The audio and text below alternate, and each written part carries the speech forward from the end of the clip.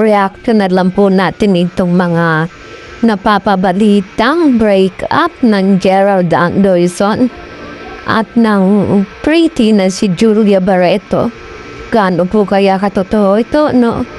Samantalang alam naman natin na itong dalawang ito ay nagmamahalan at talagang pinaglaban nila yung pag-ibig nila noon, di ba? Over nun kay dun sa mga bumatikos kanila dati noon after kay Miss Bea Alonzo.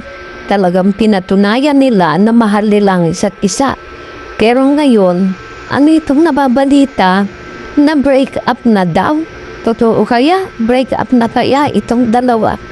Na itong si Miss Bea Alonzo ay itong si Julia Barreto ay busy ngayon sa kanyang pagiging host sa Itbulaga.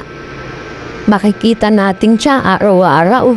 At ito namang si Gerald daw ay may ginagawang movie na nakalock-in daw.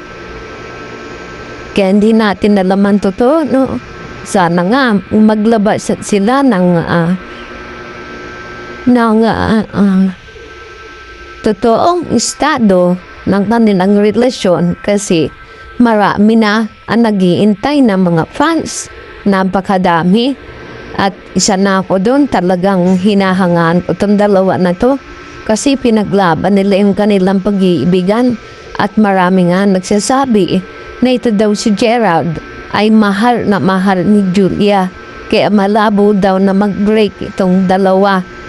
Ay abangan natin pero sana nga wag kasi okay na po sa dalawang ito at talagang nakikita ko na bagay sila.